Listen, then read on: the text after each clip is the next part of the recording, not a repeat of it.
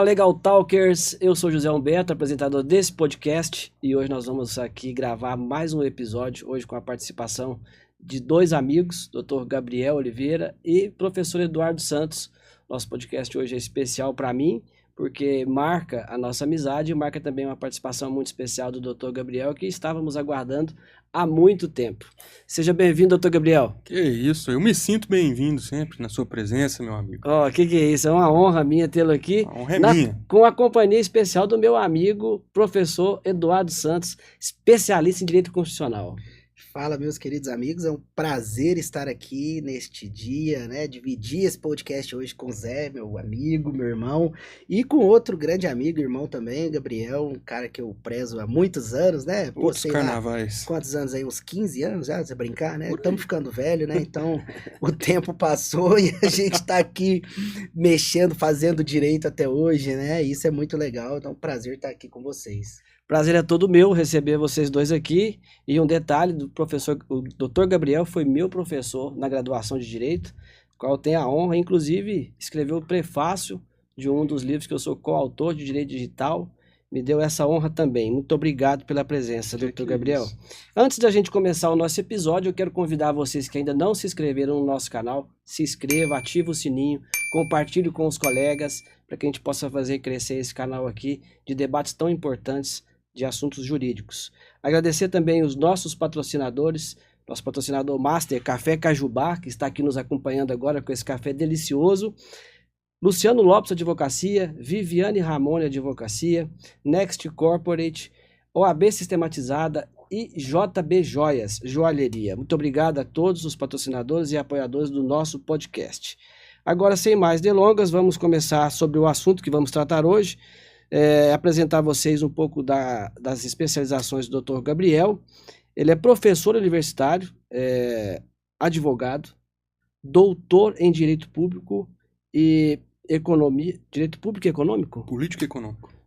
Ah, tá. Doutor em Direito Político e Econômico pela Mackenzie e especialista também em Direito Médico, que é o tema que vamos tratar aqui hoje. A gente vai falar sobre direito à saúde, direito à saúde, incluindo autismo, as dificuldades de acesso a diversos tratamentos no SUS, na rede privada e também através dos planos de saúde suplementar e as soluções para garantir o direito à saúde. Tema muito importante que interessa a todos nós, eventualmente todos nós precisamos cuidar da nossa saúde e nada mais importante do que a gente ter conhecimento a respeito do direito à saúde. Nós estamos aqui hoje com um especialista nessa matéria e estamos aqui com um especialista em direito constitucional que nos garante a efetivação desse direito à saúde. Doutor Gabriel, para iniciar esse debate, eu gostaria que o senhor definisse para mim uma introdução assim, a respeito da definição e da importância do direito à saúde. Aí a gente tem que começar do começo, né? Bora. Quando eu falo começar do começo, é começar da Revolução Francesa, talvez, Dudu? A gente começa lá da Revolução Francesa, onde para derrubar a monarquia absolutista, né, cria-se um movimento liberal que defende a existência de direitos fundamentais que estão acima do Estado. Só que a questão, na Revolução Francesa, nós queríamos derrubar uma classe nobre e ascender a burguesia, uma classe burguesa. E a classe burguesa, o que ela estava preocupada? Eu não quero que o Estado enche meu saco. Eu não quero que o Estado mexa na minha vida. Eu não quero que o Estado entre na minha propriedade. Né? E aí, olha, vida. Só que é a questão? Com o tempo, com o passar do tempo, a gente percebe que o capitalismo avança e nós temos um surgimento de uma população que fica à margem dessa sociedade, né? Que não consegue aproveitar esses direitos fundamentais de primeira dimensão, que surgem ali com a Revolução Francesa, principalmente, e que só tem a liberdade aí de passar fome, né? De morrer de fome. E aí nós temos alguns corolários desse direito à vida, dentre os quais a saúde, que precisam ser garantidos. E aí vem os direitos sociais, né? Que aparecem primeiro no México, de uma maneira um pouco tímida, e depois são bem consagrados na Constituição de Weimar, né? Em 1919. E aí é onde aparece o direito à saúde, agora uma obrigação positiva do Estado.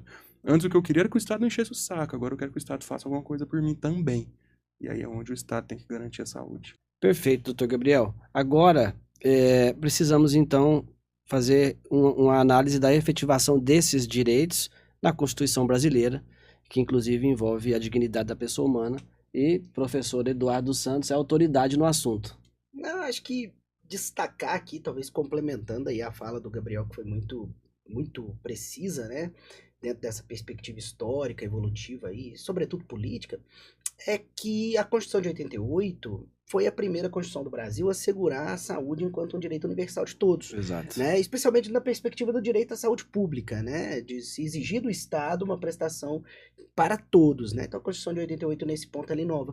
Mas ela também foi muito, vamos dizer assim, efetiva no sentido de assegurar à iniciativa privada também a liberdade de poder prestar os serviços de saúde. Então, embora ela assegure essa saúde pública para todos, de outro lado, ela assegura a liberdade da iniciativa privada prestar também os serviços de saúde. Então, acho que a Constituição de 88 ela é muito rica nesse sentido, né? Talvez seja assim, o grande ponto dela. E antes da Constituição de 88, não havia previsão a respeito do direito à saúde nas constituições anteriores. Havia, Havia? mas não como hoje, não um SUS, não um sistema único de saúde que atingisse todas as pessoas. Porque antes a saúde, ela não compunha a seguridade social, ela compunha a previdência. Então, se você contribuía, você tinha o direito à saúde. Hoje não. Hoje você não precisa ser um contribuinte da previdência, Perfeito. porque a saúde entrou dentro do sistema não de previdência, mas sim dentro do sistema de seguridade, né? Então essa foi talvez a mudança principal. Não precisa nem ser brasileiro, né? Pode ser um cara que tá aqui de passagem, Sim, né? Você tá não precisa abarcado nem ali ser pela residente, saúde. né? Exatamente. Olha só que interessante. A gente percebe que a gente vai trazendo aqui os temas para a gente conversar e você perceba as pessoas que estão nos assistindo agora, que o Gabriel trouxe uma coisa muito interessante. Esse direito à saúde se estende a pessoas não brasileiras que estão em território brasileiro. Isso é garantido constitucionalmente. Então, se você ainda não tinha conhecimento disso, acabou de ter conhecimento com a aula do nosso professor e doutor Gabriel. Doutor Gabriel, os desafios a respeito do SUS no Brasil são grandes. Com certeza. São grandes. Uhum. Quais são as maiores dificuldades enfrentadas hoje com o direito à saúde, olhando para o SUS? Olha, eu diria que há várias, mas eu vou falar algumas que eu percebo no meu cotidiano advocatício. Perfeito. O primeiro é uma questão de repartição de competência, porque o que ocorre? É uma obrigação solidária. Sim. Estado, município, União, Distrito Federal, se for o caso, e você não sabe quem é que vai custear o quê. Então, às vezes, o município vai lá e fala, não, peraí, que isso aqui é obrigação da União. A União fala, não, isso aqui é obrigação do Estado. Só que na prática, na hora de executar, não interessa pro cidadão quem que vai pagar o tratamento dele. Ele só quer receber o tratamento, Entendi. né? E aí começa a ter muitas questiúnculas Empurra. que acabam empurra que acaba atrapalhando. Outra questão, às vezes você não tem leito, você não tem vaga no hospital, você não tem, ou não faz pelo SUS, e aí tem que ir para a rede particular. O que acontece? Recentemente o STF entendeu, né, formou um entendimento de que os valores a serem pagos pelo hospital particular, para o hospital particular, são os mesmos que seriam ressarcidos ao SUS, caso o SUS prestasse um serviço para quem tem plano de saúde. Né? Que é a tabela da ANS, né? Aquela tabela. Não a tabela do SUS, porque existem duas tabelas. É até bom essa decisão é uma decisão massa, né? Exatamente. Só não cuidado, né? A tabela da ANS e não a tabela do SUS. E aí o que acontece? Você apresenta para o judiciário 3 orçamentos para pedir sequestro de verba pública, porque o cara falou, não é uma responsabilidade minha, é do Estado, não, é do município, é de não sei quem. E aí o juiz, às vezes, ele pega e fala, não, peraí, mas você tem que apresentar o orçamento conforme a tabela. E aí você vai pedir orçamento conforme a tabela para o hospital fala, não, isso aí a gente não apresenta para o particular. Aí você tem que pedir para o juiz mandar um ofício. E aí fica aquele negócio, Aquele cara. jogo de empurra. Exatamente. Direito à saúde. Enquanto isso, a Corolário pessoa está de lá direito à precisando vida. do tratamento, com risco de vida. Exatamente. Ou de vida, ou de ter um dano muito grave à saúde. Né? E aí? Como E fica? quais seriam os remédios? E aí, professor Eduardo? Eu acho que antes de falar de remédios, eu gostaria de fazer um destaque aqui especialmente. Vamos lá, porque fica à vontade. eu vejo que o problema do direito de saúde no Brasil, para mim, ele passa pelo menos por 3 pontos muito graves, além de tudo isso que o Gabriel destacou. O primeiro ponto, eu acho que é fundamental a gente falar, e embora o brasileiro não goste de ouvir, especialmente os professores de direito não gostam que fale sobre isso, né? Os humanistas não gostam que fale sobre isso, mas a grande verdade é o seguinte: o Brasil não é um país de primeiro mundo, no sentido da riqueza, etc. Ou seja, é um país que precisa ter prioridades. Não adianta querer investir em 20 direitos de uma vez só. Não é que os outros direitos não sejam importantes, mas a gente precisa ter uma lista de prioridades e cumprir aquela prioridade. Nós não temos educação boa, nós não temos saúde boa, nós não temos segurança pública boa, nós não temos desenvolvimento bom. Isso aqui é a primeira coisa. Ah, mas você tem que investir tanto na cultura, você tem que investir tanto não sei no quê. Mas espera aí, não estou dizendo que essas outras coisas não sejam importantes, elas são, mas nós precisamos ter uma escala de prioridade. Se eu não tenho uma escala de prioridade, eu acabo tirando verba de coisas prioritárias para colocar em coisas que não são prioritárias e aí fica tudo ruim. Por isso que às vezes a gente tem essa impressão de que tá tudo ruim, porque realmente tá tudo ruim mesmo, mas porque nós não temos prioridade. Se nós tivéssemos prioridade, resolvêssemos as coisas basilares primeiro, depois a gente conseguiria ter condições de envolver em outras coisas também. Acho que esse é o primeiro ponto. O segundo ponto é uma questão de gestão pública. O nosso modelo político, ele não favorece uma gestão pública eficiente, seja nas compras, por modelos de licitação que são muito burocráticos, mesmo com a nova legislação, seja na perspectiva da execução das questões públicas, que são sempre muito dificultosas, seja na questão da fiscalização da prestação de serviço público, na exigência do funcionário, do servidor, né, da fiscalização dele estar prestando um bom serviço ou não, e assim por diante. E acho que aí entra um terceiro fator, que é também para fechar, vamos dizer assim, o calabouço, né, que faz com que o direito à saúde seja muito pessimamente prestado no Brasil, não só a saúde, como a educação e qualquer outro direito no Brasil, que é a corrupção.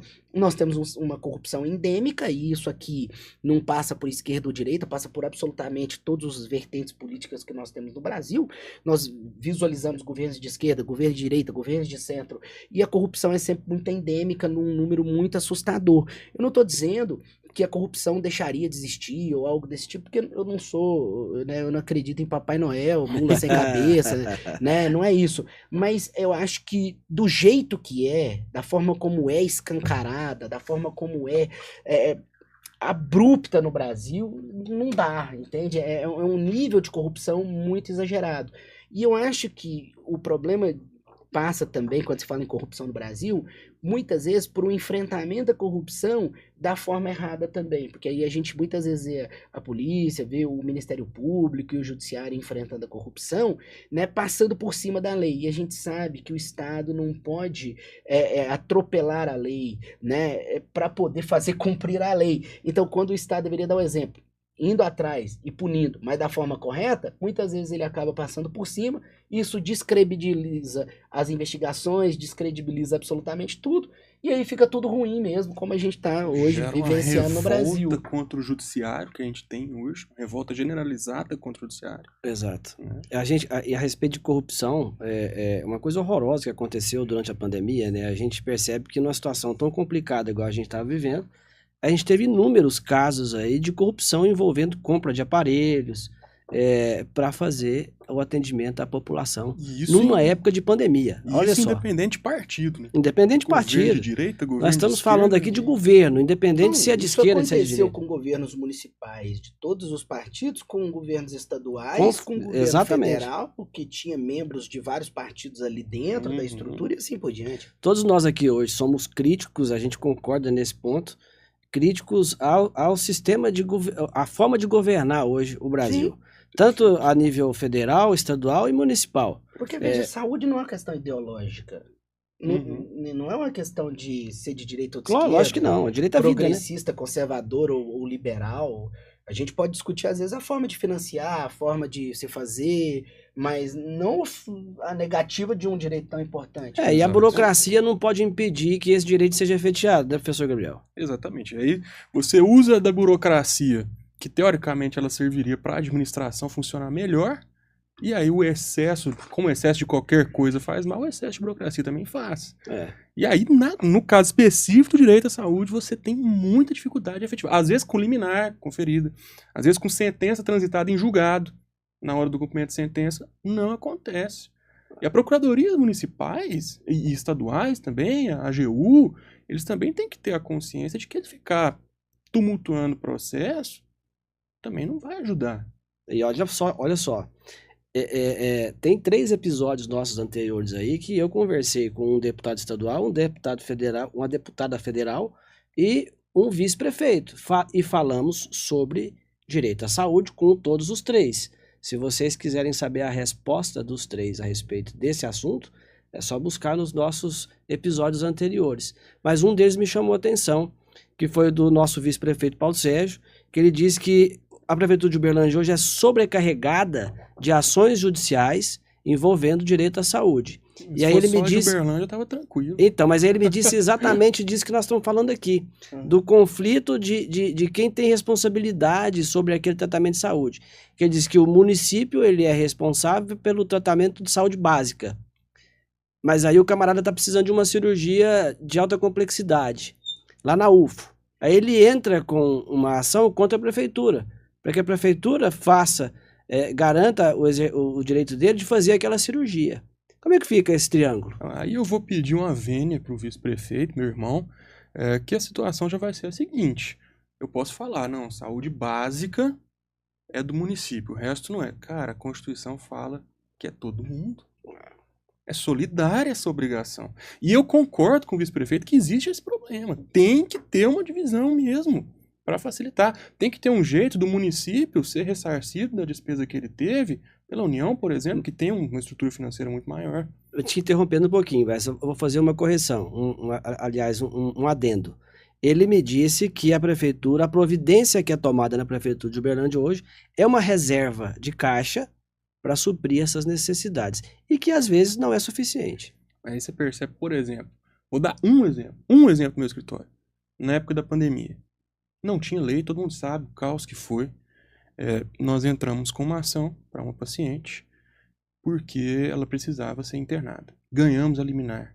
Havia o leito na rede particular. A burocracia foi tanto que ela morreu.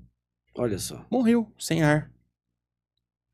Esperando um leito. E isso numa cidade como Uberlândia, que, querendo ou não, tem uma das melhores saúdes públicas do Brasil. É importante falar isso. Sim. Do mesmo jeito que a gente tem as crises, é interessante notar isso. A gente está aqui buscando soluções, nesse né? ponto, até acho que eu conheço um pouco essa estrutura de saúde aqui. De saúde pública de Uberlândia no sentido de como ela funciona, né?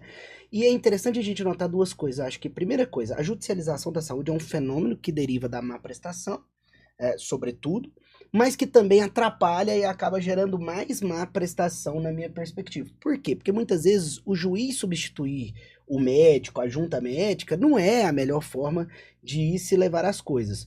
Obviamente, também, nós não podemos deixar a pessoa à mercê da boa vontade do gestor político, né, de se ter uma vaga ou algo dessa natureza. O grande problema é que quando eu judicializo, e especialmente quando eu, por exemplo, mando internar em hospitais particulares à custa do Estado, e o Estado não paga. Porque isso acontece. Quando o Estado não paga, eu acabo prejudicando aquele hospital privado de uma forma que nós já tivemos casos gravíssimos em que hospitais quebraram por conta disso. E aí eu gero um dano maior ainda à saúde naquela perspectiva. Então, não estou dizendo que a judicialização não deva ser feita, só estou dizendo que é preciso ter cuidado, que o próprio judiciário também precisa ter certos cuidados, né, nesse ponto. Mas eu acho que aí tudo nasce de uma questão chamada distribuição de competências, que o Gabriel tocou e falou aqui dessa responsabilidade, né, solidária entre todos os entes. Mas eu vou além. O grande problema da distribuição de competência no Brasil é que a União tem muito dinheiro, ela concentra as receitas tributárias, ela concentra a maior parte das competências tributárias de arrecadação de impostos, de arrecadação de tributos, e ela acaba, na prática, sendo responsável pela menor prestação de serviço. Sim. Ou pelo menos, se você vai considerar aquilo que é prestação de serviço grosso num país, que é segurança pública, que é educação e que é saúde, a União é a menor das responsáveis nesses 3 setores. Né? A segurança é o Estado, a saúde e a educação fica para o município, e aí o Estado em segundo lugar. Mas a União concentra a arrecadação da verba. No final, o cidadão está lá cobrando do município em primeiro lugar, em segundo do Estado, da União por último. Mas quem tem o dinheiro é a União. E aí vira o jogo político lá no Congresso Nacional, que se vai liberar tanto para um município, tanto para o outro, tanto para o Estado, tanto para o outro. E o município está lá se ferrando. Então, esse é um desafio que os prefeitos têm na prática. Óbvio, a Constituição manda ser solidário, né? Mas a gente tem que entender o desafio que os prefeitos têm para poder cumprir isso. Porque é muito difícil cumprir isso, considerando que o dinheiro fica concentrado nas mãos da União. Tem que ter um mecanismo de ressarcimento rápido e fácil, né? Para a União ressarcir o município se for preciso.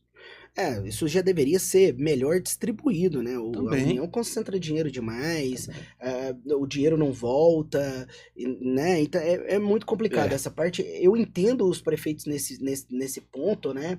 Da perspectiva da gestão pública mesmo, fica prejudicada por isso. Não tem como dizer que não fica. É por isso que talvez o Paulo Sérgio tenha dito que o Uberlândia tem esse fundo para cobrir isso, porque, veja, é tão desesperador que o município teve que criar um fundo, e é uma iniciativa louvável, acho que um destaque positivo que o município de Uberlândia tem atualmente, para tentar cumprir com isso, porque senão nem conseguiria cumprir. É verdade. Porque fica refém da União. E nós temos muita sorte aqui em Uberlândia. Eu, na minha atuação advocatícia, o município de Uberlândia é um dos que eu menos tenho ação de saúde. Olha não, só, dado importante. Comparado a outros, porque a saúde aqui é comparar a outros, fantástica. Né? É muito bom, é muito bom. Comparado aos demais que eu conheci na minha vida, é excelente. É verdade. Perfeito. Não que não tenha defeito, e o SUS comparado tem, com outros países também é fantástico. Uma pergunta que envolve também esse tema, Gabriel, que eu fiz também para esses agentes públicos que vieram aqui. O que acontece? Nós temos aí uma evolução tecnológica gigante. Né? Graças a Deus. E aí graças a Deus. E aí a pergunta que eu fiz foi o seguinte: todos esses gargalos que nós temos, que impedem um acesso efetivo ao direito à saúde, não poderiam ser minimizados, mitigados com a implementação de ferramentas tecnológicas para agendamento de consulta, para disponibilização de prontuário médico, o acesso do paciente direto aos resultados dos exames? Tive algumas respostas positivas, algumas vagas. Como que isso poderia ser utilizado para garantir o direito à saúde? De N formas. N formas. De N formas. Por exemplo, você disponibilizar prontuário médico. Cara, você quer um prontuário no SUS, a burocracia que é. Exato. Em alguns municípios você não consegue. Eles pedem 30 dias, pedem 60 dias para te dar um prontuário, cara. Né? Então, eu acho que se fosse feito de uma forma mais célere, que você consegue bater um CPF, colocar uma senha ali e já sai. É lógico que com toda a proteção de dados possível... Mas nós temos hoje a proteção do gov.br, que todo mundo tem conta lá no Gov. Perfeito. Esse negócio do Gov é complicado, porque às vezes o cara esquece a senha do Gov, aí não consegue entrar no Gov. O meu Gov é só bronze. Mas aí esses casos poderiam ir pessoalmente, mas a grande maioria poderia ter acesso. E para, por exemplo, fazer um agendamento de uma consulta, você tem que ligar, pedir um funcionário para fazer, um servidor público, que poderia estar fazendo outra coisa, vai ficar fazendo agendamento que você pode entrar na internet e fazer. Tirando, talvez, os mais vulneráveis, né? População, às vezes, idosa, que não sabe lidar com a tecnologia, ou... Tá, mas seriam casos excepcionais. Casos isolados, mas, em regra, a tecnologia pode ser aplicada e ajudar bastante, né? O que a gente não pode é, por exemplo, substituir absolutamente tudo pela tecnologia e esquecer dos mais vulneráveis que não tem condição de lidar. Óbvio que não. Mas também não pode deixar de usar. E só porque alguns não podem usar, deixar de usar e aí não usa de jeito nenhum, né? Porque aquele negócio, às vezes você não consegue fazer 100%, mas às vezes você consegue fazer 70%, 80%, e isso já ajuda muito. Mas até pra isso precisa de verba também. Até pra isso precisa de verba. E muita verba. Mas aí eu entro naquele ponto seguinte. Falta prioridade. Mas aí é preciso você pensar além, né, Gabriel? Eu vou ousar aqui a fazer uma exposição de um pensamento pessoal meu. O seguinte, se você tem um problema, e esse problema já foi tentado solucionar de várias vezes, nós temos a tecnologia que pode auxiliar na solução desse problema. Então você tem que começar a disponibilizar verba para fazer investimento naquele setor, para que aquele problema seja reduzido em algum momento. Perfeito. Porque se você ficar inerte e não fizer nada, professor Eduardo, isso não vai acontecer nunca.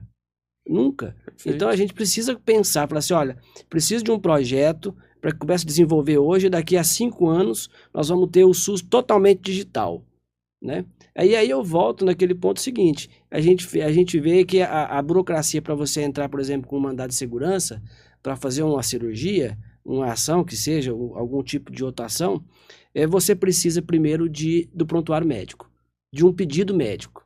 Aí entra aquela questão, até o paciente ou o familiar do paciente conseguir o contato com esse médico, para conseguir esse documento, para o advogado poder entrar com essa ação, você já pede uma semana. Se você tivesse isso digitalizado, o médico coloca isso no sistema, você automaticamente tem o documento que você precisa. Mas às vezes o médico não quer dar o documento. Muitas vezes você consegue, né? Muitas vezes você precisa de um laudo médico, o médico fala, não vou dar esse laudo não. Você fala pro médico, não, eu vou entrar na justiça. O médico, ele tem medo de colocar, né, o nome dele. Existe isso? Mas muito. Mas o que acontece? A judicialização contra médico também é enorme. Também é enorme. Vamos lá, fala pra nós sobre isso. A gente tem uma percepção falsa de que a classe médica se protege, de que a classe médica é corporativista. Não é. O Código de Ética Médica é um dos mais pesados que existe. Que tem algumas das penas mais pesadas. O médico não pode sair da linha de jeito nenhum. E às vezes o medo de sair da linha sem perceber é tão grande que o cara fala, não vou pôr meu nome nisso não. Mas isso é justificável até certo ponto, né? Porque o médico realmente, a responsabilidade dele, ele tá lidando ali com uma vida que não tem reserva. É só uma. Né? Então, obviamente... Mas a responsabilização dos médicos no Brasil, ela passou por uma certa banalização nos últimos anos. Sim. É claro que há N casos que são passíveis e devem ser indenizados, e ninguém está discutindo aquilo que é óbvio, aquilo que é devido. Mas há casos em que a judicialização ela é feita exclusivamente como uma forma de se adquirir renda, de se adquirir mesmo ali um dinheiro, cara. Isso é uma coisa absurda que a gente vê, por exemplo, né? A pessoa entra numa sala de cirurgia plástica e falece durante a cirurgia. Isso é um caso complicado. Nós temos, por exemplo, duas situações muito distintas. A situação em que o médico não tomou os devidos cuidados, não realizou os devidos procedimentos prévios, que são obrigatórios, ou que estava numa estrutura que não era adequada, ou que não tinha habilidade suficiente, todas essas são de responsabilização, ponto. Mas existe uma parcela dessas mortes que, infelizmente, elas decorrem do simples fato de você fazer uma cirurgia, porque toda cirurgia tem um risco. Então, por mais que se siga todos os procedimentos, todos os protocolos, esteja na melhor das estruturas e tenha o melhor e mais hábil dos médicos, ainda assim você vai morrer naquele dia. Porque simplesmente aquilo ali, para aquela pessoa, não poderia ter sido feito. Mesmo com todos os exames prévios. A anestesia talvez seja o principal exemplo. Porque quando você faz as mensurações das anestesias, são sempre microdoses para você verificar se a pessoa tem ou não tem alergia. Mas quando ela vai fazer para uma cirurgia, ela não faz uma microdose, ela faz uma dose muito maior. E aí, às vezes, ela não teve a reação na microdose no teste, mas na grande dose ela tem, dá uma parada lá e morre. E o médico é responsabilizado. E aí vem o Ministério Público de forma sedenta, agressiva, sem se importar com o médico, só se importa com a vítima, como se o médico também não fosse vítima do caso, nesse caso especificamente falando, e só quer arrebentar com o médico. Joga um dólar eventual, quer levar a quer meter um homicídio no cara e já quer uma indenização de 1 milhão. Não pode ser banalizado dessa maneira, concordo plenamente com você, mas também tem casos que a gente vê uma ineficiência médica gigante. Tem casos que a gente vê. Tem demais. Entendeu? O que eu critico é essa forma cega de olhar para as coisas. Exato. Como se toda vez que alguém morresse numa cirurgia, o médico fosse culpado. Não dá para generalizar tudo, né, Gabriel? Não tem como. Eu já advoguei para a clínica de cirurgia plástica durante um tempo. Aconteciam processos de, às vezes, o cara processar o médico, o cara não, geralmente era moça, a maior parte, vamos combinar, a maior parte das pessoas que fazem cirurgia plástica, até pouco tempo atrás, eram mulheres, né? A pessoa vai lá, faz faz uma mamoplastia, faz uma lipoaspiração, alguma coisa, e reclama que ficou com um hematoma, que ficou roxo. Decorrente da cirurgia. Que deu seroma, que são coisas que toda cirurgia vai acontecer. E que decorre muito mais de como o paciente se porta depois da cirurgia, os cuidados que ele tem e observa, do que da própria cirurgia em si. Mas esses casos eu acho que são resolvidos favoravelmente ao médico. Nem sempre. Aí é que tá o problema. Porque a cirurgia plástica é obrigação de resultado. Tem essa questão. Né? Então, assim, Ou então o processo médico não gostou. Ah, não gostei do resultado. Não foi isso, não era isso que eu esperava. Deixa eu trazer um dado aqui para vocês. Eu tenho um sobrinho que está fazendo curso de medicina. Uhum, E nós todos lá gostaríamos que ele fosse um cirurgião. uhum. Principalmente um neurocirurgião, que nós tivemos aí um problema, que a minha esposa teve um problema neurológico e a gente se aprofundou muito nessa parte de neurocirurgia. E o que acontece? No início ele estava muito animado com isso. Mas chegou agora, ele passou um pouco do meio do curso e ele chegou pra gente agora no meio do ano, nas férias dele, e disse o seguinte: eu não vou ser mais cirurgião. Por quê? Falei assim, porque eu não quero problema pra minha vida. Exato. Falei, como assim, Guilherme? Não, eu não quero problema. Se você souber o checklist de responsabilidade que eu tenho que assinar antes e depois de uma cirurgia, você sai correndo. Então, eu não vou ser cirurgião. Eu vou ser um médico clínico. Por isso que é caro, cara. Nós Por isso estamos que cirurgia é vendo caro. uma criminalização dos profissionais liberais que é muito grave. Isso acontece com a advocacia, isso acontece com os médicos, isso acontece com contadores, Dentista. né, dentistas. Nós estamos vendo uma criminalização dos profissionais liberais, esperando que os profissionais liberais entreguem algo que é humanamente impossível, né? Então, assim, acho que isso é muito grave também no Brasil, Uhum. né? De certa forma, isso me preocupa bastante. Me preocupa muito na advocacia, mas não é o tema, não vou falar Claro. sobre isso. Mas eu também percebo isso em relação aos médicos e profissionais da saúde. Agora vamos falar de um tema muito sensível, Gabriel. E aí eu gostaria que a gente até aprofundasse um pouco nesse tema, que é a questão da inclusão na saúde.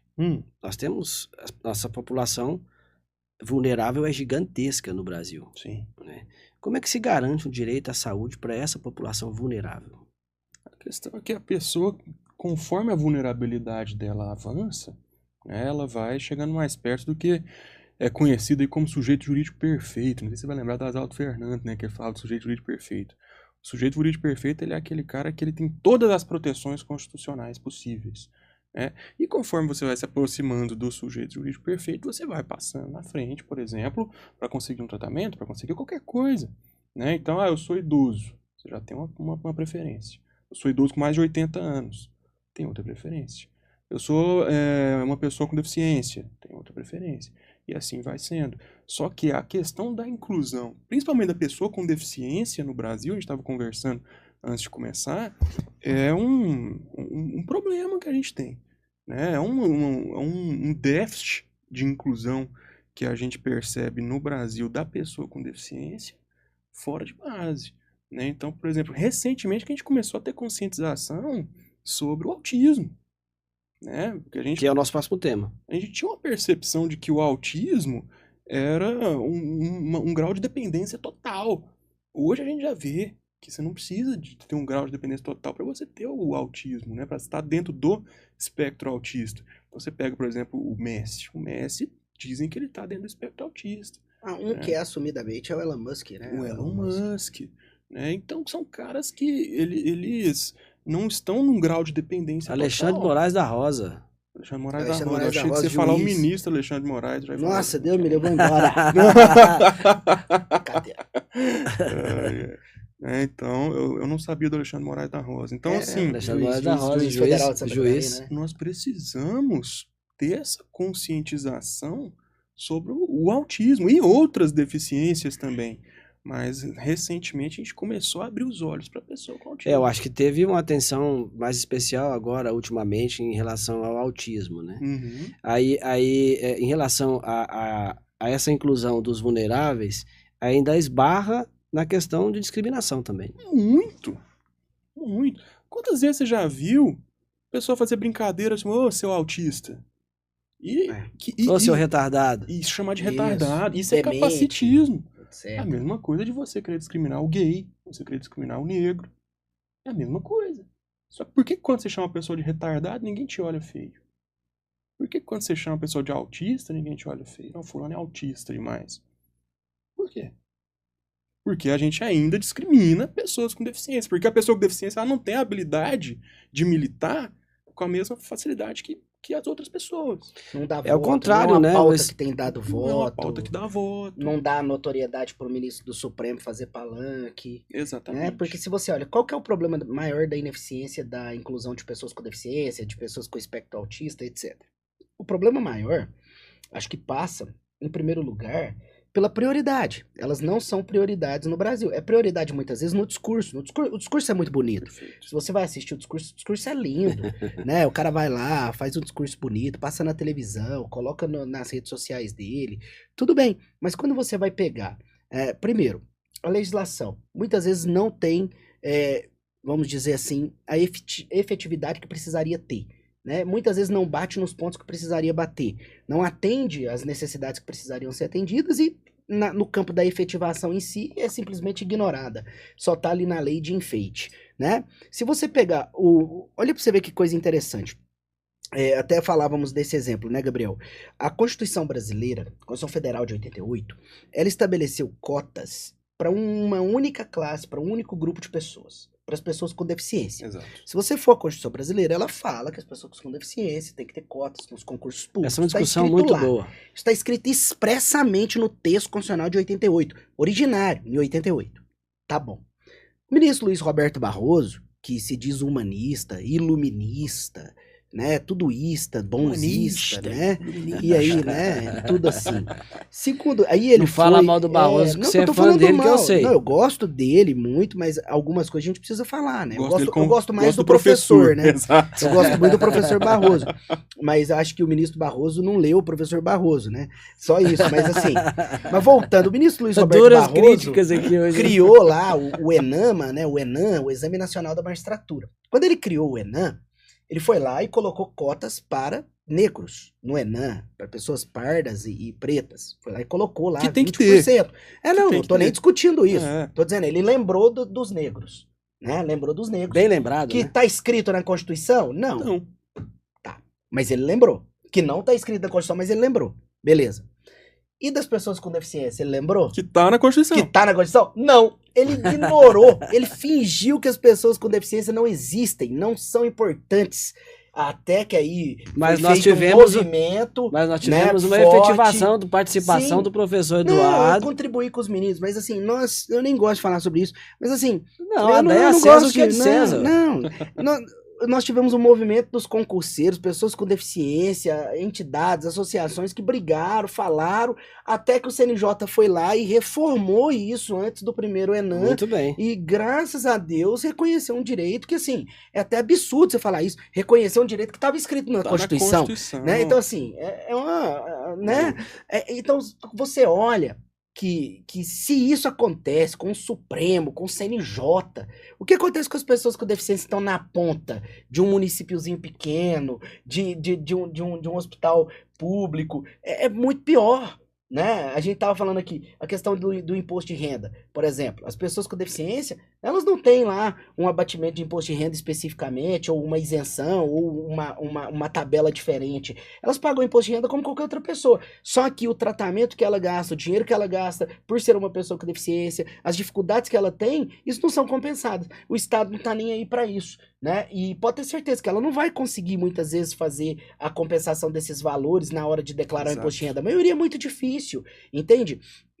E tem vários outros exemplos. Aqui a gente não está falando só disso, mas se for para falar de prestação de serviço de concurso público, por exemplo, Gabriel tinha destacado isso mais cedo, né? E a dificuldade de se encontrar materiais, por exemplo, a pessoa que tem deficiente visual, qual material ela vai estudar? Exatamente. São pouquíssimos os materiais acessíveis para ela. A pessoa que tem autismo, normalmente ela tem ansiedade, tem TDAH, tem uma série de outras coisas. E aí, como é para ela estudar? É uma dificuldade muito maior do que para qualquer outra pessoa. Não é nem que é um déficit né? cognitivo, Não, é uma dificuldade é a dificuldade em si. E outras, não que as pessoas não sejam inteligentes, não é isso, mas elas têm essa dificuldade. E assim vai. Então, e o Estado, ele se preocupa com isso na hora de fazer o discurso político. É bonito, ele fala bonito, o Barroso fala lindamente, você pensa, nossa, o que é isso? Realmente é o novo Montesquieu, né, iluminista mesmo, né, só que na hora de lembrar das pessoas com deficiência de fazer o ENAM, ele lembrou? Não lembrou? O nome disso a gente sabe, chama hipocrisia. Cara, eu não diria nem que é hipocrisia, mas na pior das hipóteses foi um vacilo, né? Com certeza. Na melhor das hipóteses, Com certeza, esqueceu o que está previsto na Constituição. Pisada na bola.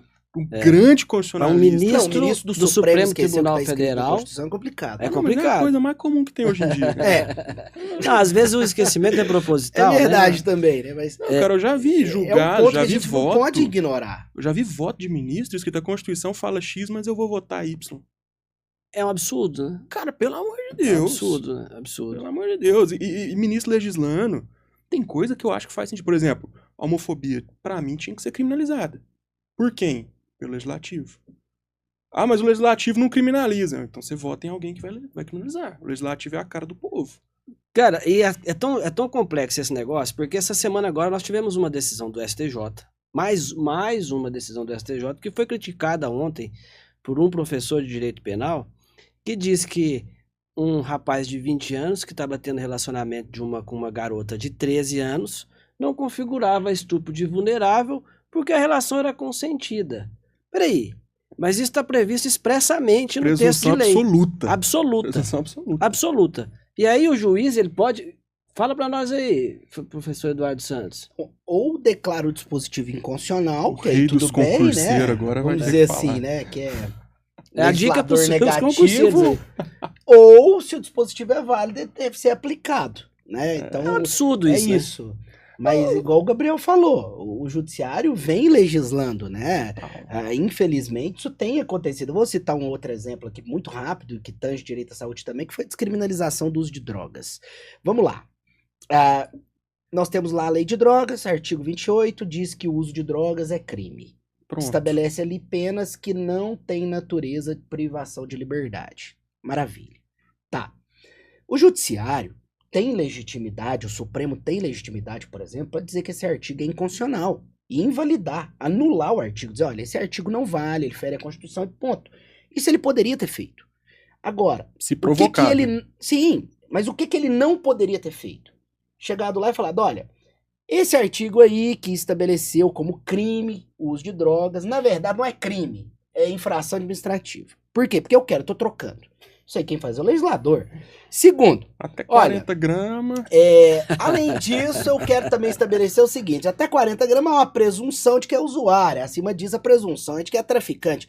Mas peraí, não, quem tem que fazer isso é o legislador. Então assim, o meu problema não é o Supremo vir e falar, esta lei é inválida, esta lei é nula, esta lei é inconstitucional, esse artigo é inconstitucional. Desde que provocado, bem pontuado pelo doutor Gabriel. Isso é tarefa do Supremo. Eu posso discordar do resultado final, mas ele é legítimo para fazer. Perfeito. Agora, quando ele vem e cria critérios e transforma, né, algo que é crime em infração administrativa, aí não, isso aqui ele não tem legitimidade para fazer. Aí não é nenhuma questão se eu concordo com o mérito ou não. Aqui ele não tem legitimidade. Aqui ele fere a separação de poderes, aqui ele fere a soberania popular, aqui ele fere a democracia, aqui ele faz de tudo para ser chamado de um tribunal totalitarista, né, que flerta sim com uma aristocracia judicial, infelizmente.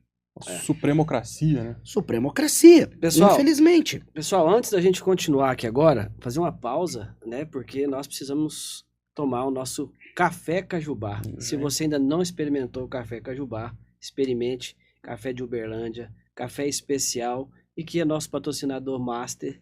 E eu vou agora servir um café Cajubá para o meu amigo professor Eduardo Santos e também para o professor e doutor Gabriel. Aproveitar e Gabriel OAB, né? Mandar um abraço lá pro Joãozinho, né, do Mandar Café um abraço Cajubá. pro João. Joãozinho, famoso João Cajubinho, né, meu amigo, um grande irmão.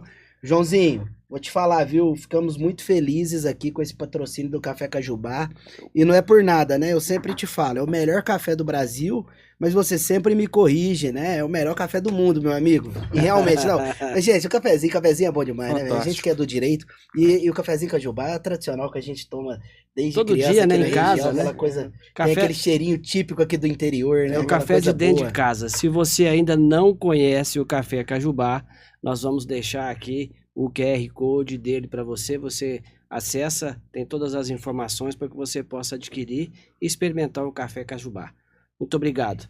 Agora, continuar falando de café é melhor do que falar de direito, STF, né? Com certeza. Mas é o nosso ofício, né? Fazer o quê? Professor Gabriel, agora voltando ao nosso assunto sobre o autismo.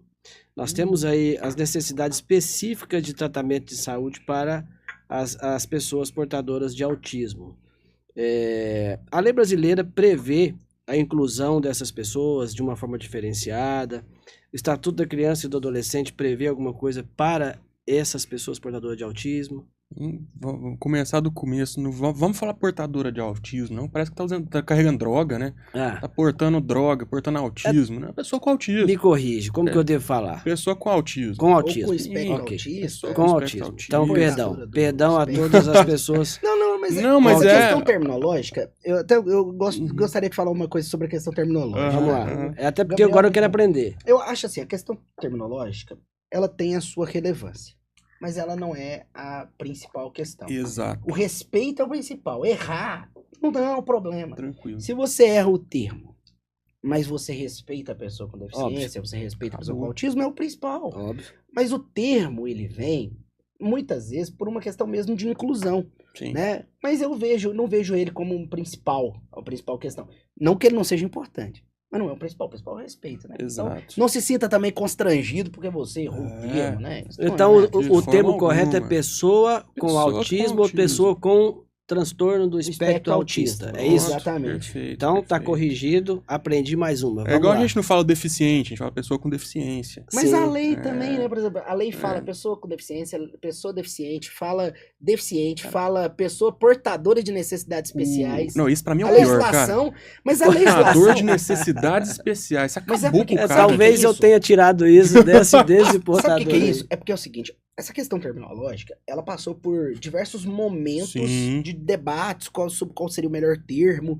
Então, lá em 88 era um, depois na década de 90 outro, depois na década de 2000 outro, até chegar num consenso de que esse seria o melhor. Isso Mas- muda muito com um tratado internacional do qual o Brasil é parte, que é de 2009, salvo o melhor juízo, que é uma convenção sobre direitos da pessoa com deficiência, que foi a base até depois do Estatuto da Pessoa com Deficiência, né? Que aí foi mudado esse termo. Mas é uma coisa que vai demorar a pegar também. Mas teve bom trazer essa pauta aqui, porque tem pessoas assim como eu que às vezes não sabem exatamente como se dizer esse termo, e agora todos aprenderam junto comigo aqui, né? Eu aprendi muito isso com montanha. Lá na UAB. É, montanha, É, sim. grande montanha. Bom, mas voltando aqui para a sua pergunta. Sim, existe proteção especial, existe lei de inclusão no Brasil.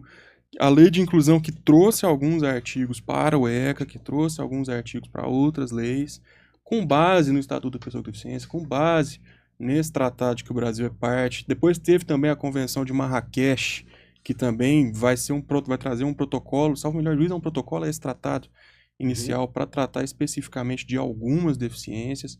Então, sim, proteção há. Mas sobre o autismo especificamente? Também Tem a lei do autismo. tem a lei do autismo. E depois tivemos a lei Romeu Mion, Uhum. que fez algumas alterações especificamente na lei do autismo e até de inclusão no Estatuto da Pessoa com Deficiência, porque o autista hoje ele tem a proteção da pessoa com deficiência, Exato. Ok. para todos os fins. E é interessante, uma coisa interessante talvez nessa questão da legislação, né, sobre as pessoas autistas, foi a criação da CIPTEA, que é uma carteira de identificação da pessoa com espectro autista. Então é a CIPTEA do transtorno, né, da pessoa, e ela é feita hoje pelos estados. E aí, por exemplo, aqui em Minas Gerais, eu não sei em outros estados, mas em Minas Gerais você consegue fazer tanto nos UAIs, quanto também pelo GovBR. Se você tiver o GovBR, você consegue solicitar direto no site, né, do governo estadual, e aí você manda o laudo lá e tal, você recebe essa carteira, e aí com ela você consegue ter, vamos dizer assim, um acesso mais fácil aos direitos, né, da pessoa Sim. com autismo. Olha a Mas- tecnologia sendo importante. Mas olha pra você ver como é importante a tecnologia, mas como a burocracia do Estado é cretina, né? Porque aqui em Minas Gerais, Vai o Gabriel beleza, falar mal do estádio. de novo. você Gabriel, tem não, a CIPTEA, Eduardo. você está com a carteira de identificação fornecida pelo governo de Minas Gerais, pelo Estado de Minas Gerais. Aí, o autista tem a isenção de IPVA no Estado, né? Não vai Sim. pagar o IPVA, tá bom? Beleza. Só que aí na hora dele buscar a isenção do IPVA, não serve a CIPTEA, Não serve o laudo que ele mandou pra Cipteia. Não serve não, isso não é suficiente. Aí ele tem que pegar uma papelada gigantesca pra preencher por um médico, pra preencher outra por um psicólogo, pra mais uma série de outras coisas, pra passar por outra análise, ou seja, pra te reconhecer como autista é uma coisa, mas pra te dar uma isenção tributária no autismo, aí não, aí agora eu vou ter um outro filtro, você vai ter que fazer toda uma burocracia, ou seja, tudo pra Absurdo, quê? né? Pra impedir que a pessoa autista segure o seu direito de ter a isenção do IPVA. Mas o que o Estado quer? Ele quer o Estado dinheiro, arrecadar. ele quer a grana. Então ele faz de tudo pra impedir de assegurar aquele direito. Né? Nessas Ou seja, o horas discurso é muito bonito, Aham. mas na hora da prática, lá você sabe que o Estado vai dificultar de todos os jeitos pra favorecer essas pessoas. Nós temos eu algum... dava tudo pra ouvir a opinião do Denis sobre Ah, essa questão. professor agora, cara. Denis Xavier Eu- esteve aqui com a gente, falou a respeito de alguns temas importantes aqui. Eu tô lembrando dele em várias ocasiões aqui, tá? Principalmente quando o professor Começa Eduardo a meter pau no começa a Estado. falar do Estado, né? A gente O lembra Denis dele é uma diretamente. referência nacional hoje. Acho que, ainda que a pessoa discorde do que ele pensa, a pessoa precisa ouvir o que ele pensa, no mínimo como ponto de reflexão. Até Nós pra temos- discordar, você tem que ouvir. Sim. Nós temos um episódio do Denis aqui de quase 2 horas. Para quem não É conhece ainda, vale a inteligentíssimo, pena. brilhante, Assista o né? episódio. Formidável. O Denis é maravilhoso. Doutor Gabriel, a gente tem alguma previsão no orçamento público de direcionamento de verba diretamente para o tratamento dos autistas? Depende do orçamento, né? Orçamento da saúde. Não, eu falo depende do orçamento, se é do Estado, se é do município, se é da... Sim, mas Não, temos existe. a nível estadual, municipal e federal? Aí que tá, nem todo município, né? Existe pelo menos para pessoas com deficiência, mas É. a gente sabe como Especificamente o para emprego autista dessa não há verba previsão. muitas vezes não é feito, É porque não é feito da eu faço forma essa pergunta adequada. por uma razão. Nós temos aqui em Uberlândia mesmo vereadores que têm essa pauta autista como bandeira, Uhum. Tem. né? E Só não trabalha pelo autista, mas a pauta eles têm mesmo. Eles têm a pauta, é verdade. Eles discursam, eles põem no YouTube, eles põem no Instagram, eles saem agora com a camiseta desenhado, só que na hora do vamos ver não tem não. Não tem não. não tem. Não. Não Mas não aí tem. a pergunta é, Não- a A diferença é essa, mas que fala bonito. Bonito. mas eles poderiam propor um projeto de lei, por exemplo, para que tivesse uma reserva de verba da saúde na própria lei para orçamentária. tratar... Na própria Sim, lei orçamentária. Emendas à lei orçamentária.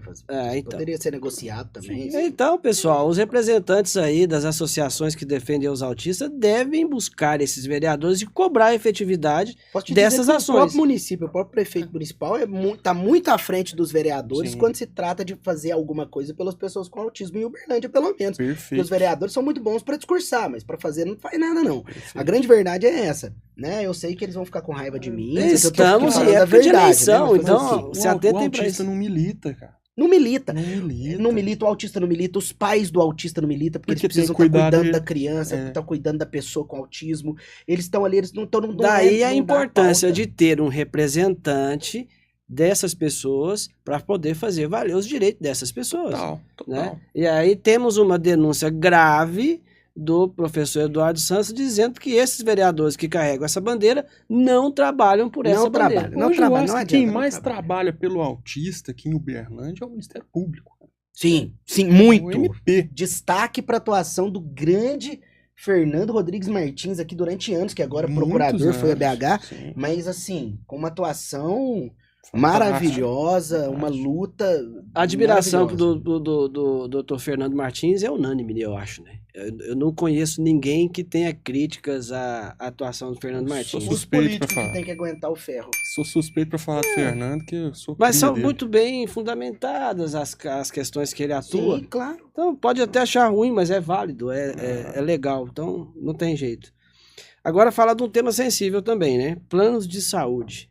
Doutor Gabriel, planos de saúde suplementar. Caríssimos, às vezes não entrega aquilo que é contratado. E qual a importância desses planos de saúde suplementar para a garantia do direito à saúde? Que é a questão, o plano de saúde suplementar, o próprio nome diz, ele é suplementar, né? Então o que ele faz é suplementar a atuação do Estado. O problema é, aí o plano usa essa questão de eu sou suplementar, quem tem que dar assistência restrita é o Estado, para querer cobrir só o que está no contrato, só o que está no rol da ANS, que é um rol exemplificativo. Graças ao Congresso Nacional. Exatamente, porque aí, durante anos e anos e anos e anos, a jurisprudência entendeu que era exemplificativo. Aí começa o lobby das operadoras de plano de saúde, que tem grana pra fazer lobby. Não tô falando de corrupção, não, tô falando de lobby. Não, é congresso em hotel chique Começa durante lobby, semanas. congresso e não sei o quê. Advogados fantásticos também, que têm uma boa retórica, um bom poder de argumentação, e a jurisprudência começa a vacilar. Começa a aparecer julgado falando, não, o rol é taxativo. Aí outros falam que é exemplificativo, tá? Aí chegou na STJ, né, para uniformizar, porque tinha turma que falava que era taxativo, turma que falava que era exemplificativo. Na hora de uniformizar, houve uma campanha muito grande pressionando o STJ para que falasse que era exemplificativo, mas o STJ falou que era taxativo. Ótimo, tudo bem, né? O STJ é o judiciário não pode ser coagido. Em hipótese alguma, eles entenderam isso. Mas, graças a Deus, vem a lei, que a gente chama de lei in your face, né? Law in your face. Né? Que é o judiciário fala uma coisa, o legislativo vai falando, então tá aqui essa lei aqui. Né? Então, bem na sua cara. Né? E aí o Congresso rapidamente, teve uma atuação rápida e louvável. Raro eu elogiar o Congresso, quem é que entrega. Mas o Congresso nos isso. últimos anos tem sido, de um modo geral, claro, há exceções, algumas pautas em que há exceções, mas eu acho que tem sido muito melhor do que o Judiciário. Muito. Não, eu diria que é o Congresso, depois é o presidente, quem quer que seja, depois é o Judiciário. Depois é o Judiciário por último. Na verdade, há uma inversão, né, dessa O ordem. Judiciário aqui, só fazer um registro, a crítica é especialmente aos tribunais superiores. Sim, né? Claro, e outra coisa, eu acho que tem uma inversão aí, que é o seguinte, a solução de problemas da sociedade, ela deve ser feita através do Executivo e do Legislativo. Quando esses problemas não forem efetivados, entra o Judiciário. Só que hoje o que a gente vê é o seguinte, o Judiciário, ele entra na frente de todo mundo, fala assim, isso aqui é meu, eu vou resolver, e não quero saber da opinião do Legislativo nem do Executivo. Tem que fazer assim, eu tô mandando fazer, e ponto final. Isso, e o pior, né? Muitas vezes ele pega o que o Legislativo e o Executivo estavam fazendo e fala que não quer e faz do jeito que ele quer. Ou seja, são os juízes legisladores, né? O povo não precisa mais votar, né? Para que Congresso? Tem o Supremo, para Congresso para quê? Então vamos lá, você, doutor Gabriel, é a favor de mandatos temporários para ministro do Supremo Tribunal Federal? 100% a favor. Dudu não precisa nem perguntar, né? Eu não sou a favor, você acredita? Não é? Eu sou a favor de que o cargo ele Vitalício? seja vitalício. Eu sou... Por que razão? Explica para nós, então. Eu acredito que o fato do cargo ser vitalício coloca um pouco menos de interferência política nas decisões do ministro. Sim. O que me preocupa nas questões relativas à indicação de ministro não é o fato da indicação ser política, porque isso é no mundo inteiro. E não é também o fato de ter sido presidente da República, ou do presidente ser de esquerda ou de direita, ou de passar no crivo do Senado. Para mim, a questão não é essa. Nós precisamos entender duas coisas sobre os ministros do Supremo. Uma coisa eu acho que as pessoas precisam entender, e outra coisa os ministros precisam entender. Em primeiro lugar é que eles não são os 11 pessoas mais inteligentes do Brasil, não são os 11 juristas, os 11 melhores juristas do Brasil. Eles são 11 bons juristas, nunca foi um ruim para lá, assim, talvez tenha ido um ou outro, mas não vamos falar, né? Mas um ou outro, a maioria são realmente expressivos, são pessoas de gabarito, não há o que se questionar quanto a notório saber ali. A questão não é sobre isso. A questão é sobre intenções, sobre saber o seu lugar, saber a sua função. É entender, eu vim para ser juiz, eu não vim para ser legislador, eu não vim para ser chefe do executivo, eu não vim aqui para determinar minha ideologia política, minha ideologia moral. Eu vim aqui para decidir conforme a Constituição. Agora, a minha ideologia moral muitas vezes pode estar na contramão da Constituição. Quantas coisas que estão na Constituição com as quais eu não concordo? São várias, eu mesmo não concordo com algumas coisas que estão na Constituição, mas eu tenho que cumprir com o que está lá. Perfeito. Exemplo, prisão em segunda instância. Eu não gostaria que a prisão fosse só depois do trânsito em julgado, Tribunal Superior. Tudo bem, mas aí o Supremo, por exemplo, foi lá quando queria prender o Lula, permitiu. Depois queria soltar o Lula para ele poder ganhar do Bolsonaro, aí voltou atrás, né? Falei até caipira, agora voltou, né? Porque tem que falar desse jeito. Perceba, ou seja, isso daqui não é um tribunal jurídico. Isso aqui não tem 11 juízes, você tem 11 políticos. Quando você faz isso, Né? Isso aqui é uma manobra política primeiro e uma segunda manobra depois. Não há nada de jurídico nisso.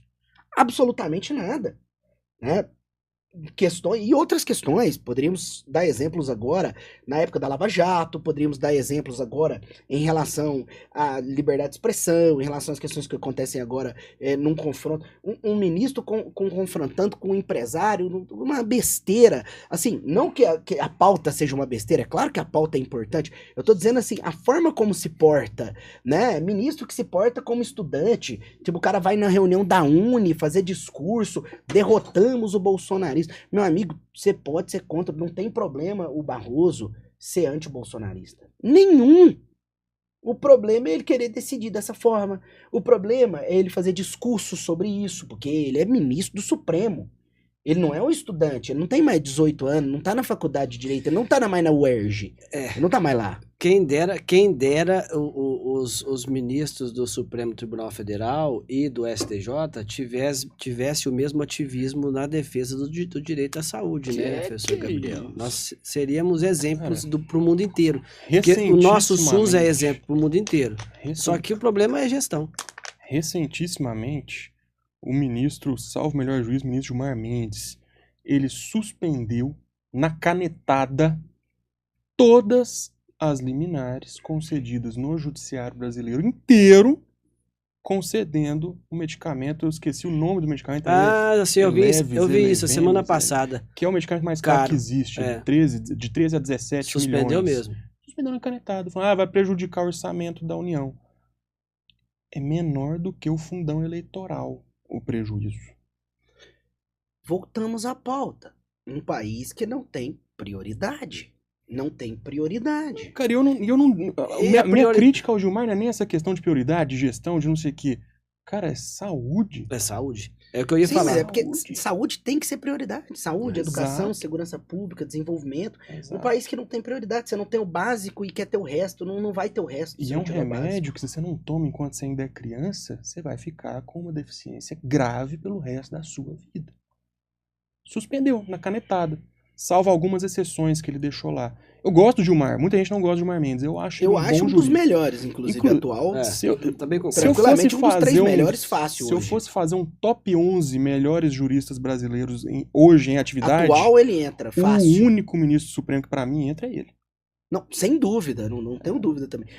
Apesar que eu ainda gosto de outros 2 que estão lá, talvez eles não tenham a expressão acadêmica, mas eu acho eles qualificados. E entraram por último, tá? Assim, um dos últimos aí a entrarem. Um com o Bolsonaro e outro com o Lula, pra não dizer que eu tô tomando partido, né? Que eu gosto do Zanin, acho que o Zanin é um cara muito qualificado. Que é meia língua com o Zanin. E tenho observado as decisões em particular, dele. nós tivemos. E tenho observado as decisões dele, vejo como decisões, embora discorde de algumas, muito boas.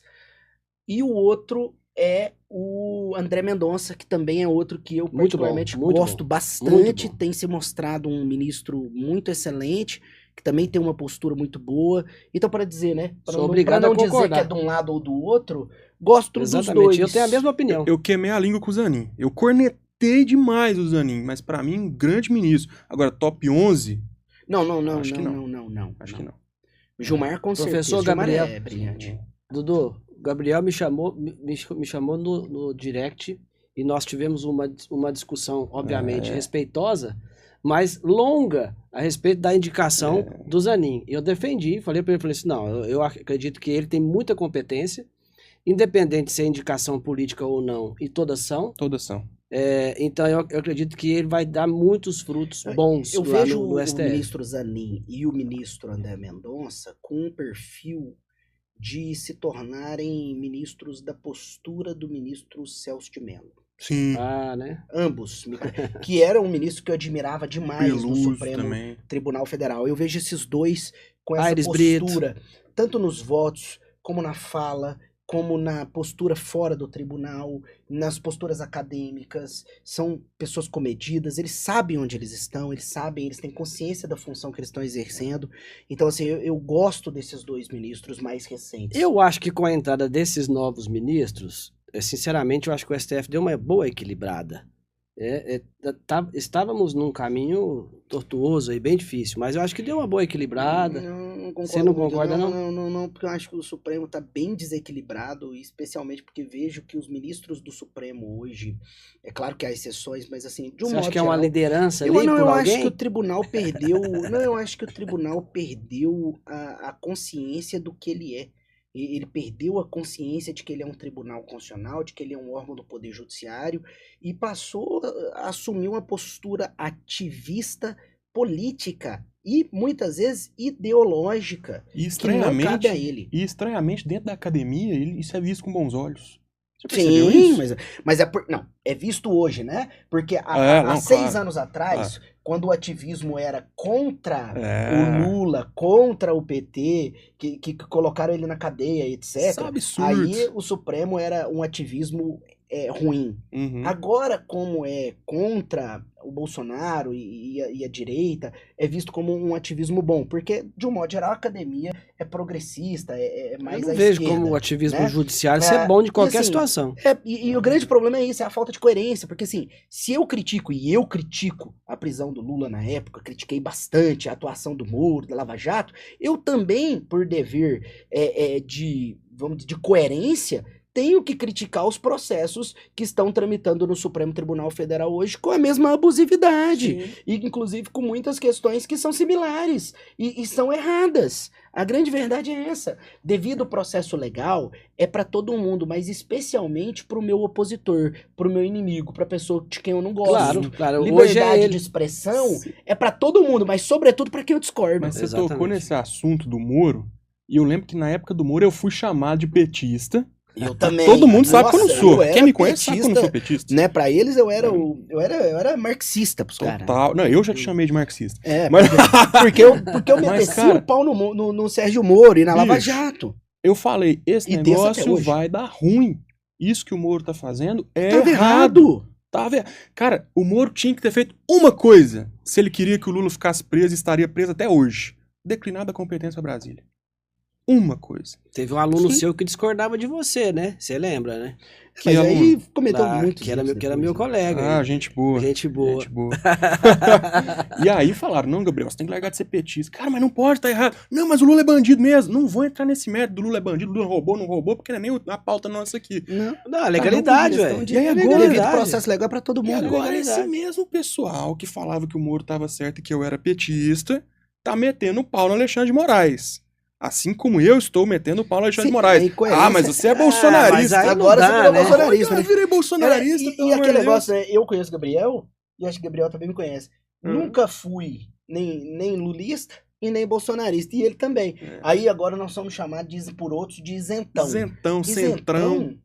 Eu sou isentão. Mas se Eu você sou não é um lulista defensor nem do bolsonarista, devido processo legal. e vocês são o Eu quê, sou então? um Diga pra defensor da nós aí. Constituição, do devido processo legal, da liberdade de expressão. Eu sigo Pra o todo Che mundo, Guevara, você é um cara. Eu jurista, sigo né? o Che Claro. Guevara. Se há governo, sou contra. Anarquista. Boa. Eu me vejo dentro de um espectro liberal, não extremista, Eu né? também. Com uma defesa de uma pauta social mínima, mas obviamente prioritária, com prioridades, porque eu acho que o Estado também não pode dominar tudo e não vai conseguir fazer tudo. Então, melhor que faça aquilo que é essencial e faça bem feito, né? Acho que é isso. Para não isso tenho precisaríamos de muito uma disso. reforma constitucional, né? Cara, em algum aspecto sim, talvez nas questões de competência, acho que facilitaria muito a administração pública se as competências, especialmente de arrecadação e de prestação, passassem mais aos municípios e ao Estado e deixassem de ficar na mão da União, porque repito isso, a União está distante do povo. Você não vai conseguir conversar com o presidente da República, você não vai conseguir conversar com o deputado federal, com o O senador, presidente da República tá aqui com em o Uberlândia hoje, né? ministro. Ah, Você não por vai sinal, conseguir. o presidente da República está em Uberlândia hoje fazendo a Dificilmente. inauguração de uma extensão do Hospital das Hospital da- Clínicas de Uberlândia. Olha só, Tratando de direito de estamos saúde. tratando de direito de saúde aqui e o nosso presidente da República está em Uberlândia para fazer a inauguração da extensão do Hospital de Clínicas aqui de Uberlândia. Exato. Mas o Dudu não gosta da presença dele aqui. Não é que eu não sou contra também, não. Ele é o presidente da República, né? É aquilo. Eu acho que Eu particularmente, né, não gosto dos últimos candidatos que nós tivemos à presidência da República, de um modo geral, né? Essa é a grande verdade. Coloquei o Eduardo Eu acho que o na saia Brasil, justa. eu acho que o Brasil merecia algo melhor, sabe? Acho que o Brasil merecia pessoas mais qualificadas, pessoas que tivessem uma conduta moral mais apropriada, mais competentes. Mas vamos lá, Dudu. Entendeu? Vamos É dar a isso, César o que é de isso. César, né? Independente de preferências políticas, nós estamos falando de direito à saúde. E essa inauguração hoje dá um avanço grande no direito à saúde de Uberlândia, Que é que isso? vocês já pontuaram como sendo muito boa. E hoje, então, nós temos um avanço bem grande em relação ao tratamento de saúde de Uberlândia. O Hospital Muito da bom. UFA atende a região toda, Espero num raio que grande. tragam A estimativa é de 10 vezes atender mais. 3 milhões de pessoas. Exato. Com a extensão dessa nova ala lá do Hospital de Exato. Clínicas, chega a capacidade de atender 3 bilhões de pessoas. Eu desconheço uma região do país que tenha, uma região assim, igual a nossa aqui, que não tem uma concentração de município Uhum. muito grande ao redor de Uberlândia, mas são mais distantes. A gente tem as metrópoles que tem uma Claro. concentração.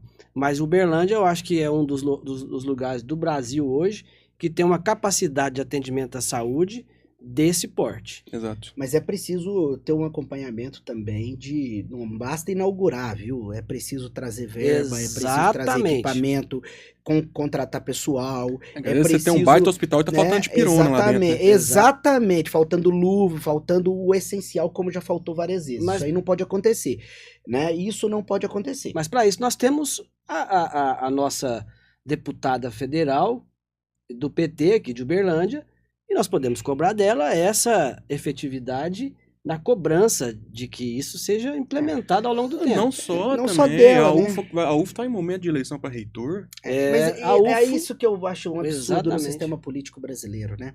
Você tem que cobrar de um deputado federal para que a saúde pública, que é uma questão de gestão do executivo, esteja funcionando, esteja com verba suficiente, né?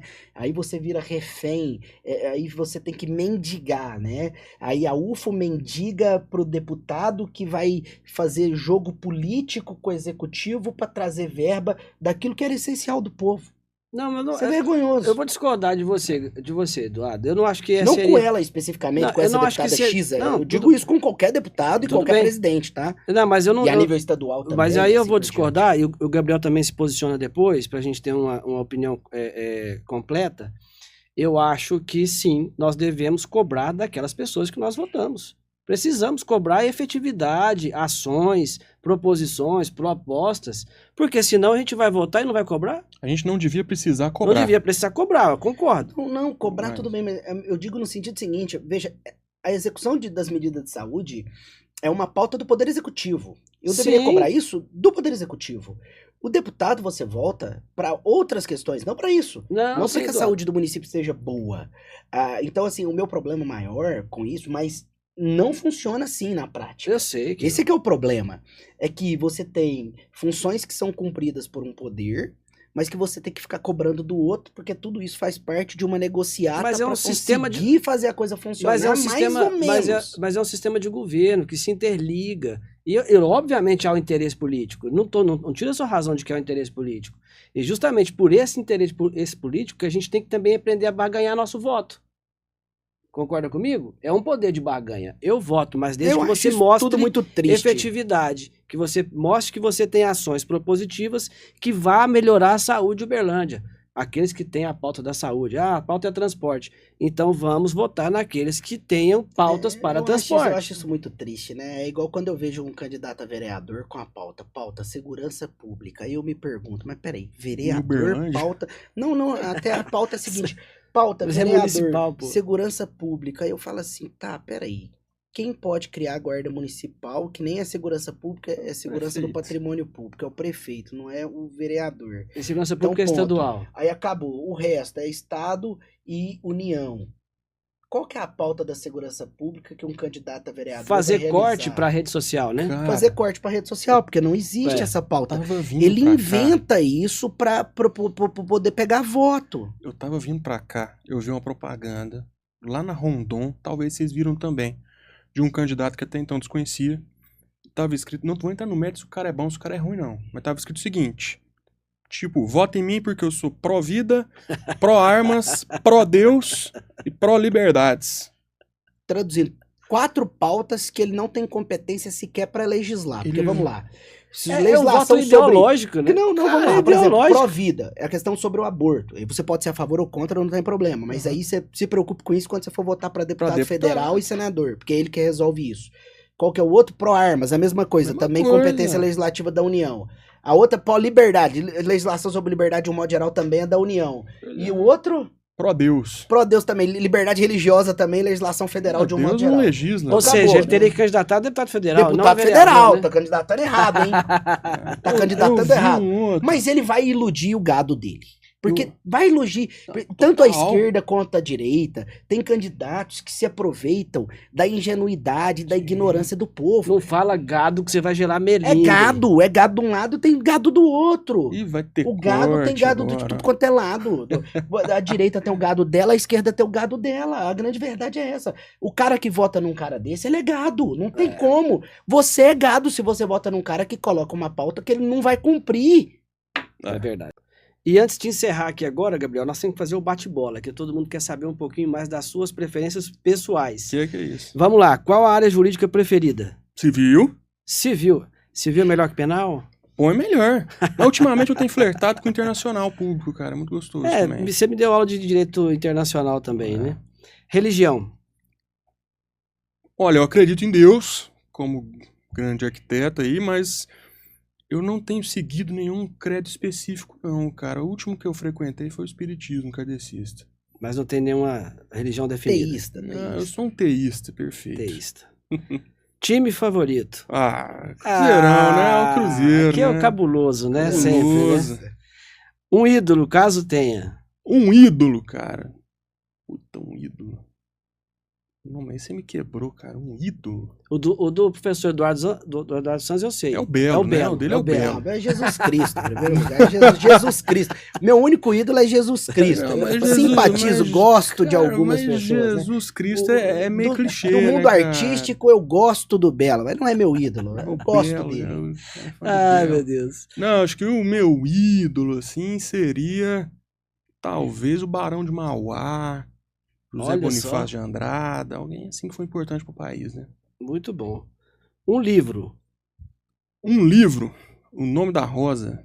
Ó, O Nome da Rosa. Humberto Rosa, Eco, Humberto Eco. sensacional.